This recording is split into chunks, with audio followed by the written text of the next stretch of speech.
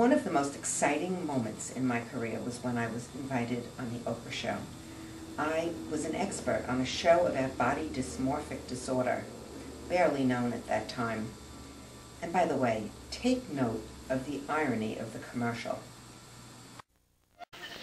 Yesterday, Dr. Judith Rabinor met with Barbara and Mary Kay and Donna, and she took them through a form of hypnosis called guided imagery to help them remember some of the painful childhood experiences that made them come to the conclusion that they were ugly. We're going to start with Barbara.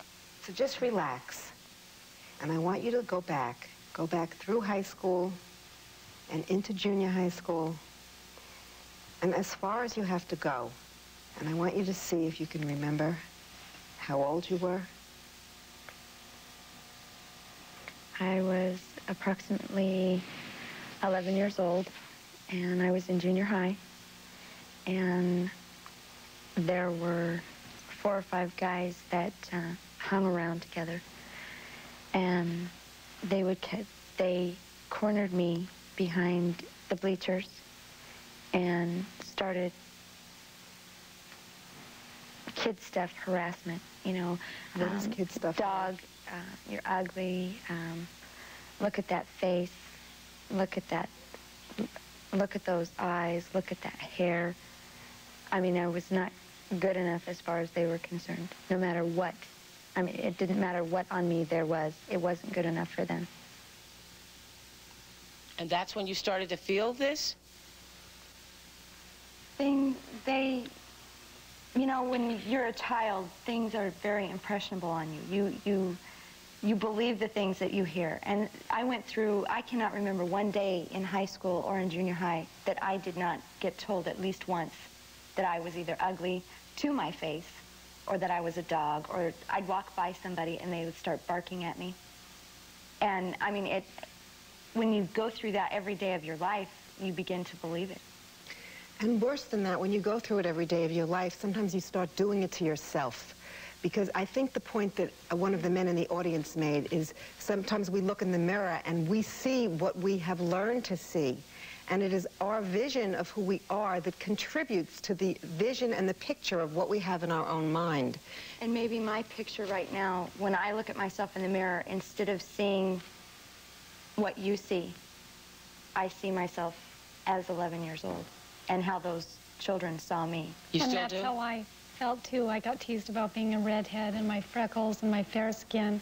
And I think it just, over the years, I just took it all in, and that's what I saw. It your life. Right, you automatically become. So you grew up feeling ugly, too, Mary Kay? Oh, yeah. What you're seeing in front of you is how many people, and these 3 women in particular, had things that bothered them in their lives, and yet they were unable to identify them at that time, and instead what they identified was something wrong with their jaw, with their hair, with their knees, with their ankles. During yesterday's therapy session, Mary Kay recalled a painful high school memory also.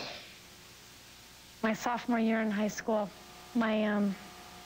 with my best friend and I was just so terribly ugly that I would tell everybody that, you know how everybody looks through the yearbook and you pick out the best-looking guy and the best-looking girl and the ugliest guy and the ugliest girl. Well, my picture was definitely, no question about it, the ugliest girl in the whole entire school. I mean, it was that bad. It was.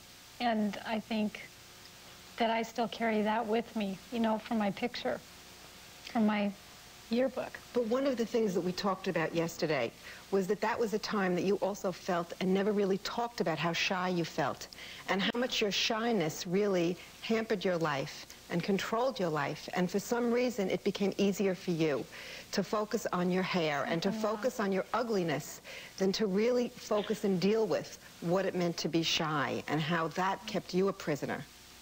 Yes, and I always have been painfully shy, and we discovered that could be something of it. When I was in kindergarten, for 2 days I didn't go to kindergarten. I hid behind the tree in the front yard, and my mom came out the second day and found me asleep. I would come home when the kids would come home, so had to take me there. So I think that has a lot to do with it.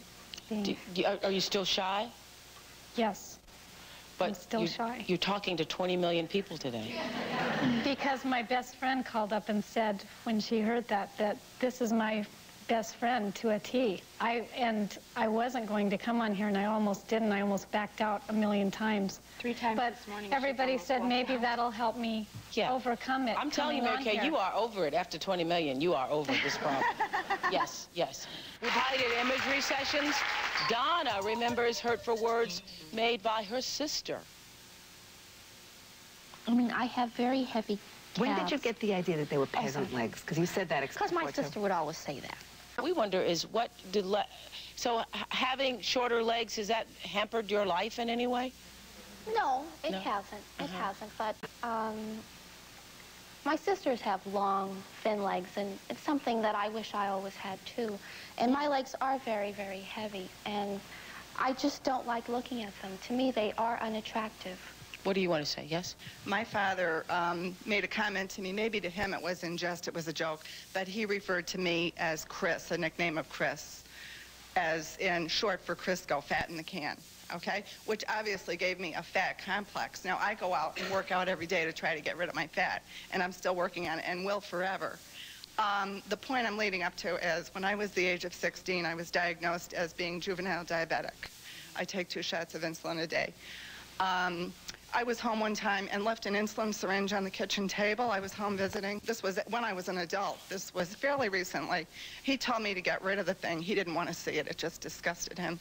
So I'm wondering if perhaps this comment of being Chris was perhaps something that masked over the diabetes thing. It's something I've had for almost 26 years now, and I'm still fighting it. And it's something that I fight every day.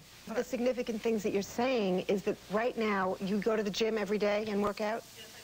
And so it feels like, as you told that story and I looked around the audience, your father said a lot of hurtful things to you, and that you experienced an enormous amount of emotional pain, but somehow that's not what you got focused on. What you got focused on was Chris, fat in the can, I think I'll work out, I think there's something wrong with my body. What really hurt you was something on your insides. Your insides were weeping.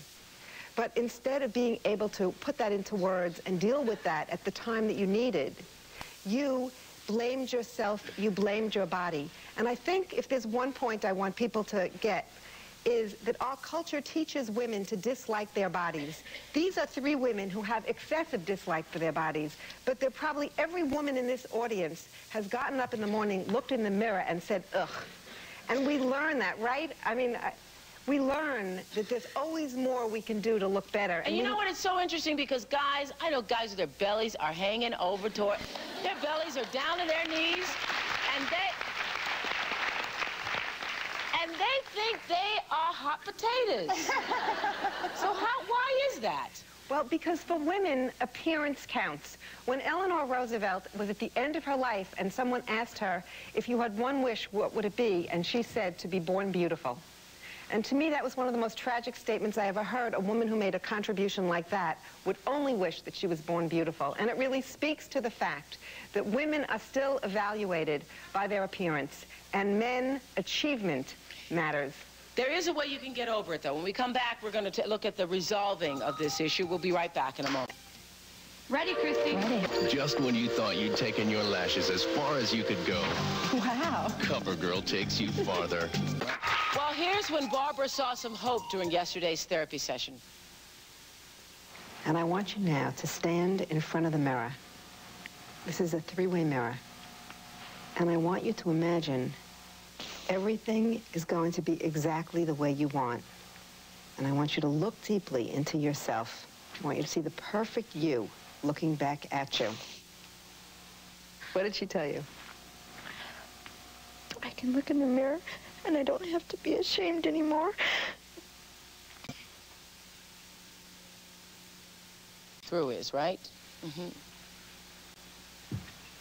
Now, how can everybody do that? How can Janet and Dennis do that?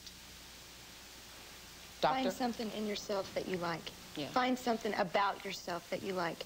It doesn't have to be on the outside. It doesn't matter what you look like on the outside. Who cares?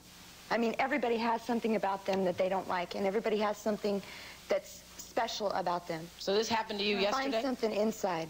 Oh, boy, you're a changed woman.